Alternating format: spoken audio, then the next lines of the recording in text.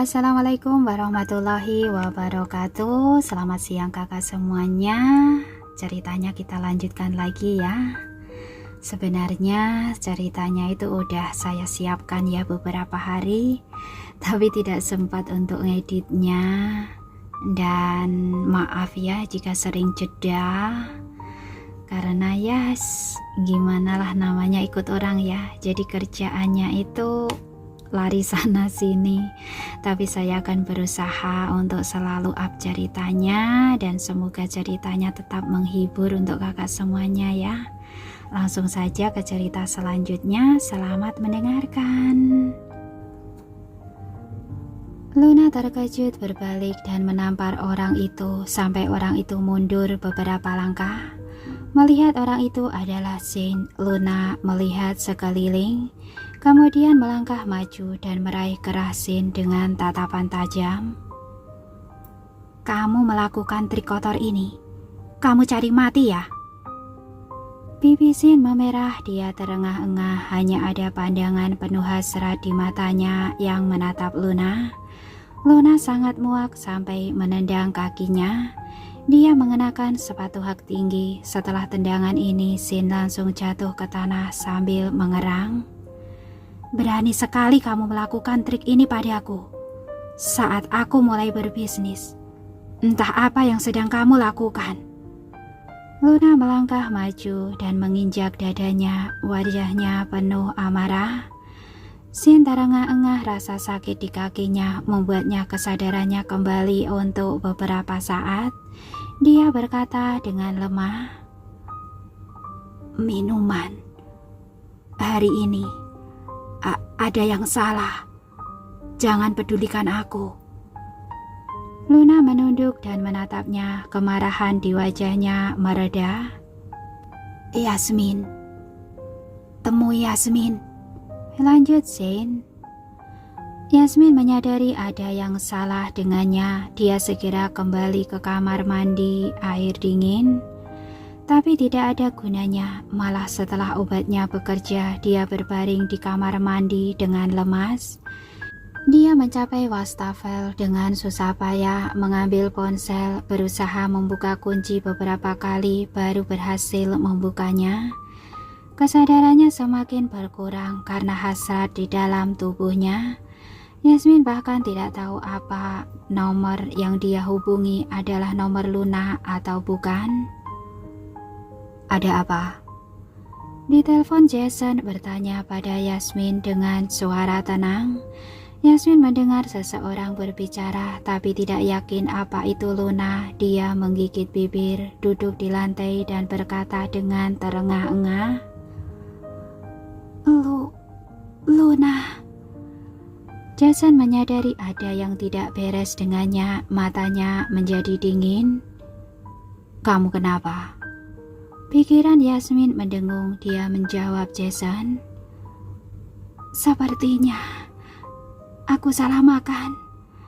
Cepatlah kembali. Aku takut. Aku tidak bertenaga." Sekarang dia sama sekali tidak memiliki kekuatan, seluruh tubuhnya seperti digigit semut. Jason menutup telepon. Dalam 2 menit dia memasuki kamar Yasmin, segera membuka pintu kamar mandi dan melihat Yasmin terbaring di lantai dengan basah kuyup dan pakaian menempel erat di tubuhnya dengan berantakan. Jason berjalan ke arahnya, jongkok dan menggendongnya. "Apa yang kamu makan?" Yasmin mencium aroma dingin seperti pohon cedar di tubuhnya. Dia mengulurkan tangan dan meraih dasi Jason, matanya basah. "Aku merasa tidak nyaman, Luna." Jason memegang tangannya yang putih dan lemas, matanya dingin. "Aku bukan Luna, aku Jason." Yasmin berusaha keras untuk melihat wajah Jason dengan jelas, tapi tidak dapat melihat dengan jelas sama sekali. Dia menjadi agak panik. Suaranya seperti ingin menangis. "Jason, aku sangat tidak nyaman. Tolong aku." Sebagai pria normal, mana mungkin Jason tidak mengetahui situasi Yasmin saat ini. Dia mencium Yasmin untuk menghilangkan ketidaknyamanan fisiknya. Di luar terus-menerus terdengar suara ketukan, tapi Jason pura-pura tidak mendengarnya, sedangkan Yasmin benar-benar tidak sadarkan diri. Ketika Luna sangat cemas dan akan mendobrak pintu, Caleb menahannya. "Kamu." Dia berbalik dan akan memaki. Tapi saat melihat Caleb, dia menelan makiannya lagi. "Nona Luna, Pak Jason ada di dalam." Caleb memberitahu Luna dengan sopan. Luna merasa lega. Dia berbalik dan berjalan menuju lift sambil menelpon Kevin. "Ada yang salah dengan air dia dan Zane. Aku harap menyelidiki secara menyeluruh.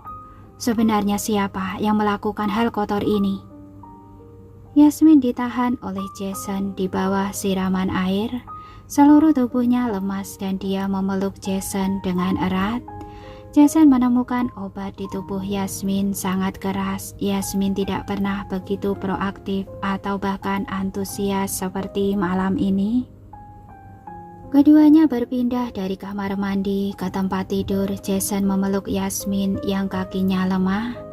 Waktu berlalu sedikit demi sedikit. Yasmin terbangun oleh suara panggilan ponsel Jason. Dia terbangun dalam keadaan linglung dan ketika menggerakkan tubuh, dia mendapati tubuhnya sangat sakit. "Kalau kamu tidak menyelidiki masalah ini dengan benar, tidak perlu melanjutkan program ini. Langsung hentikan saja." Suara Jason dipenuhi dengan amarah. Saat mengangkat matanya, Yasmin melihat Jason bersandar di sisinya. Dia terkejut, ini memang kamarnya dan Jason memang sedang tidur di tempat tidurnya. Terlebih lagi ada banyak goresan di tubuhnya dan jelas ada cupang di lehernya. Yasmin menutup matanya lagi, ingatan samar-samar terlintas di benaknya. Sekarang dia hanya ingin menghilang sepenuhnya dari bumi ini. Jason menaruh ponsel. Dia merasakan Yasmin bangun, dia pun menoleh padanya. Yasmin tidak bisa pura-pura tidur lagi saat merasakan Jason menatapnya dengan tajam. Dia membuka matanya dan menatap Jason dengan tatapan yang biasa dia berikan setelah mereka berdua selesai melakukan hubungan intim. "Aku akan menelpon Luna. Aku mengkhawatirkannya." Jason berbalik dan meraih ponsel yang diletakkan di samping tempat tidur. Yasmin melihat punggungnya ada lebih banyak goresan kukunya. Meskipun mereka berdua telah sering melakukan hubungan intim, tapi ini pertama kalinya begitu instan. Ketika Jason menyerahkan ponsel pada Yasmin, pipi Yasmin perlahan-lahan merona merah. Yasmin mengambil ponselnya. Saat akan menelpon Luna, dia menyadari saat dalam keadaan linglung sebelumnya, orang yang dia telepon adalah Jason. Pantas saja Jason tidur di kamarnya. Pandangan Jason terlihat seperti biasanya. Namun jika Yasmin memperhatikannya dengan cermat, dia akan menyadari Jason berbeda dari biasanya. Saat ini pandangannya dalam, cara dia memandang Yasmin juga dipenuhi dengan kasih sayang yang jarang terlihat dan sangat menggoda. Yasmin menunduk dan menghubungi Luna. Luna langsung menjawab, "Bagaimana keadaanmu? Apa kamu merasa tidak enak badan? Urusanku di sini belum selesai. Aku tidak ada di kamar. Kalau tidak enak badan, kamu kembali berbaring saja. Masalah ini serahkan saja padaku." Yasmin tersentuh akan kebaikan Luna padanya. Dia berkata dengan hangat, "Aku baik-baik saja, tidak apa-apa. Kamu tidak kenapa-kenapa kan?" Luna menggertakkan gigi dan tersenyum. "Aku baik-baik saja. Sin juga kena, tapi aku tidak tahu apa dia benar-benar tidak bersalah." Mereka berada di lingkaran yang sama. Yasmin benar-benar tidak tahu apa Sin tidak bersalah. Setelah memastikan bahwa Luna baik-baik saja, Yasmin menutup telepon. Begitu dia menutup telepon, terdengar suara Jason yang dingin seperti biasanya. "Apa yang kamu makan siang ini?" Yasmin memikirkannya dengan hati-hati dan menjawab, "Sama seperti biasanya. Sepertinya tidak ada yang berbeda." "Yasmin, apa yang akan kamu katakan jika Shane terlibat dalam masalah ini?" Jason bersandar di tempat tidur dan menatap Yasmin dengan mata yang dalam. Yasmin menggigit bibir bawahnya dengan lembut dan tidak langsung menjawab. Jason berkata dengan dingin, "Aku sudah bilang, semua orang di program ini tidak sederhana. Shane adalah seorang model. Yang paling dibutuhkan seorang model adalah bantuan perancang yang bagus. Apa menurutmu dia mendekatimu karena menyukaimu?" Mendengar ini, Yasmin memandangnya dengan ekspresi dingin. "Aku tidak berpikir Shane menyukaiku. Aku membantunya bicara juga bukan karena merasa dia menyukaiku. Makanya aku membantunya." "Sebaiknya kamu berdoa agar Shane tidak terlibat masalah ini.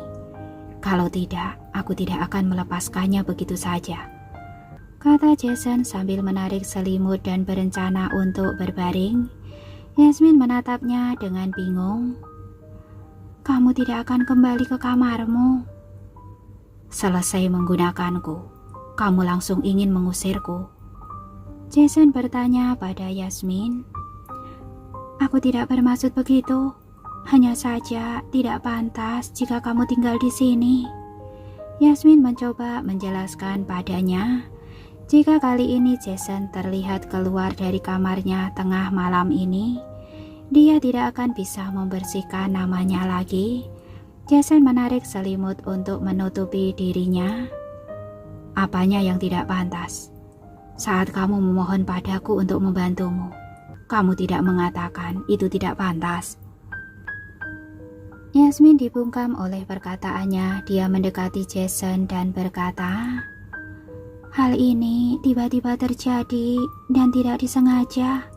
Kalau kamu keluar dari kamarku jam 4 subuh dan terlihat orang lagi, akan ada yang mengatakan hal buruk lagi soal Bu Luna." "Kalau jam 4 subuh tidak boleh, aku ganti jamnya saja. Tidurlah. Aku sudah melayanimu selama hampir 4 jam. Memangnya aku tidak lelah?" kata Jason sambil mengangkat tangan dan membawa Yasmin ke dalam pelukannya. Yasmin dalam hati berpikir apanya yang melayaninya. Perkataan Jason ini seolah mengatakan dirinya berada di dalam posisi yang dirugikan. "Biasanya setelah 3 jam juga kamu tidak merasa lelah?" Yasmin bergumam dengan suara pelan. Jason membuka matanya, menatap Yasmin dengan cermat seperti seekor binatang buas. "Hari ini kamu sangat berbeda dari biasanya." Wajah Yasmin semerah apel. Jason mempunyai pemikiran lain. Dia mencubit dagu Yasmin dan melanjutkan, "Biasanya kamu cukup patuh. Hari ini kamu..." Kata terakhir mengandung imajinasi yang liar. Yasmin menggigit bibirnya erat-erat, tidak mengatakan apa-apa. Jason mendekat ke telinganya dan bertanya dengan suara rendah, "Apa kamu ingin tahu bagaimana hari ini kamu memerasku hingga kering?" "Bukankah kamu ingin tidur?" Untuk menutup mulut Jason, wajahnya sangat merah hingga hampir terbakar. Jason melepaskan tangan Yasmin, tatapannya sangat tenang. "Bukan ide buruk jika ingin membicarakan tentang apa yang telah terjadi." "Tidak perlu." Yasmin menarik tangannya lalu meringkuk. Dia tidak ingin melihat wajah Jason. Melihat Yasmin menyusut seperti burung unta, Jason melanjutkan, "Walaupun dalam program kita tetap suami istri." Yasmin mengerutkan bibirnya, tidak ingin menjawab kata-katanya. Hanya mereka berdua yang mengetahuinya, orang lain tidak ada yang mengetahuinya. Ketika Joanna memfitnahnya, Jason tidak membelanya dan mengatakan bahwa mereka adalah suami istri. Jason hanya akan mengatakan ini saat berada di tempat tidur. Jason memandangnya, tidak mau bicara. Ini masih belum larut malam. Kalau kamu pergi sekarang, ada yang melihat pun tidak akan menjadi masalah. Yasmin menutup matanya dan berbisik. Jason menatapnya dengan dingin. Kamu begitu ingin mengusirku. Yasmin melepaskan diri dari pelukannya. Dia mengambil selimut itu dan duduk. Matanya sedikit lembut. Aku tidak ingin menimbulkan masalah bagi Bu Luna. Dan aku tidak ingin tim program dipertanyakan. Jason mendengus tanpa mengatakan apa-apa. Demi menyenangkan Luna, Yasmin benar-benar memikirkannya dengan sepenuh hati. Jason menarik selimut untuk menutupi dirinya. Dia malas meladeni Yasmin. Melihat Jason masih ingin tinggal di sini, Yasmin tidak bisa berkata-kata. Dia hanya bisa kembali tenang dan berbaring menemaninya. Waktu berlalu dengan lambat. Yasmin tidak tahu kapan dia tertidur. Dia dibangunkan oleh dering ponselnya. Yasmin membuka matanya dan menemukan bahwa Jason sudah tidak ada lagi di sampingnya. Jadi dia mengira Jason telah kembali. Dia meraih ponsel dan melihat orang yang menelponnya adalah Luna. Dia segera menekan tombol jawab. Ada apa? Luna terengah-engah. Kamu di kamar. Aku membawa Sin ke kamarku. Dia sedang diinfus. Kamu mau ke sini dan menunggunya sadar. Yasmin bangun dari tempat tidur dan akan menjawab. Saat ini pintu kamar mandi terbuka. Jason berjalan menuju Yasmin dengan alami dan berkata dengan nada tenang. Kalau merasa tidak enak badan, telepon aku kapan saja. Aku masih ada urusan, jadi aku tidak akan menemanimu bermain lagi. Pipi Yasmin memerah. Di telepon Luna terkesiap lalu tertawa. Jason melihat wajah Yasmin yang memerah dan menatapnya dengan tatapan kosong. Dia berlutut dengan satu kaki lalu mengulurkan tangan untuk mencubit dagu Yasmin. Wajahmu begitu merah. Apa masih ada obat yang tersisa di tubuhmu? Seharusnya tidak.